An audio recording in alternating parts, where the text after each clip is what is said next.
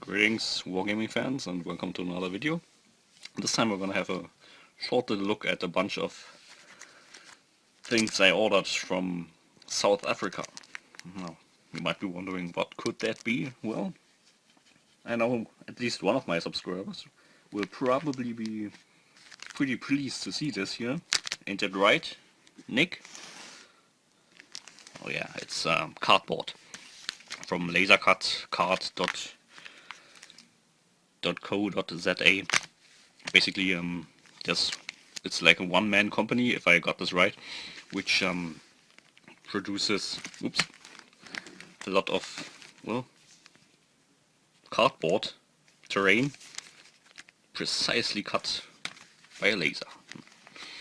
So yeah, Nick, or Idic Beer, or IC Beer, I have no idea how we want that to be called.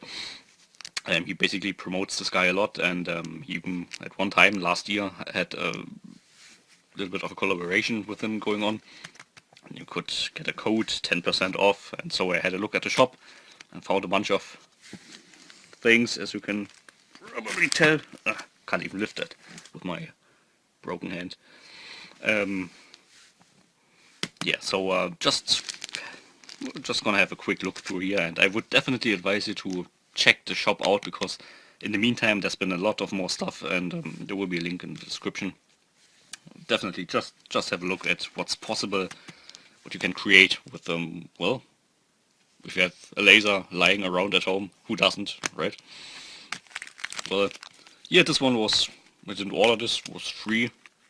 It's the base toppers, Cyborg base toppers, Necron, sorry. You put these in, and base toppers and objective markers. No base toppers, sorry. He has those things too, which you can put on the top of your miniature spaces if you don't want to put grass or whatever on there. These are just objective markers, the top and the bottom. So that's pretty nice. Thanks for that. And yeah, let's start with this one. This was basically what made me place the order. The side office. It's it was a set. You had shipping containers, a bunch of these, security fencing, which is, by the way,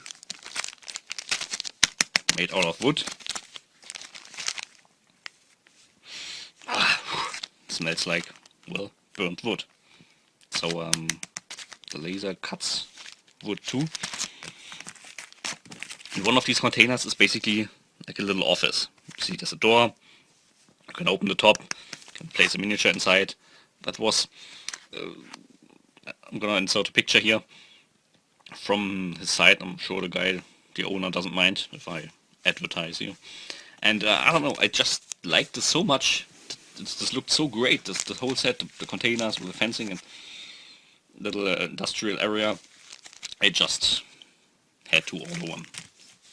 And then I ended up ordering a whole lot more, as it's always the case, right? So yeah, here's the fencing. Cyborg obelisk set with 4 quad. You can get these in 2 packs too, I believe. I think I have even some here. That's a nice Necron terrain, or Cyborg terrain. Cool. And yeah, that's part of it. These are 2, I think. Here's more. What else?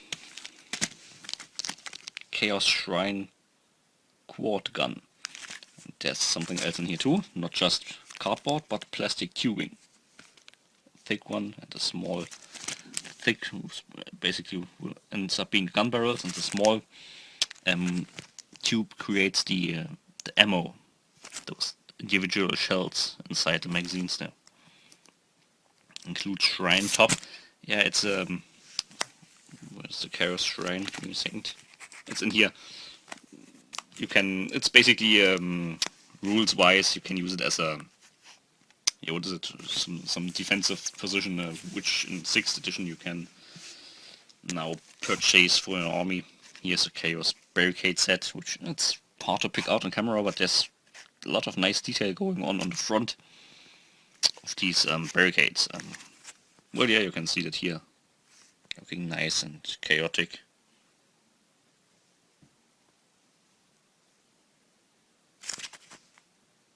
Includes objective markers, yeah, I was just wondering. So, a lot of that. Packing crates. Nothing wrong with crates and pallets. I mean, I have to do with these things 8 hours a day at my job, so why not have some in my free time too, right? Looking nice, and it's all really well cut. And again, you might think cardboard, it's sturdy cardboard, and I mean, we're all miniature wargamers, right? So we treat our stuff, be it the terrain or the miniatures, with care. At least we should. Cyborg Monolith, which is, again, includes alternative top, like a defensive tower with a laser. It's very themed, so the Necrons use this crystal instead of where the Chaos has the squad gun. So it just fits. And I think, if I remember correctly from Nick's videos, the set has no change. There's an actual plastic or acrylic, I think, green translucent crystal there instead of a piece of cardboard, which is definitely a great improvement. I mean, you don't have to paint it then anymore. It looks just like those Necron glow rods, nice and eerie. So yeah, there's a Cyborg barricade set, which again is designed to look like it would fit perfectly for Necrons. Very nice. There's a lot of stuff, really. Here's even more. Oh, even more obelisks. Did I order so many of these? Can't recall. It's been a while. They've been sitting here unused, as usual, as all my stuff is. You know, I'm lazy.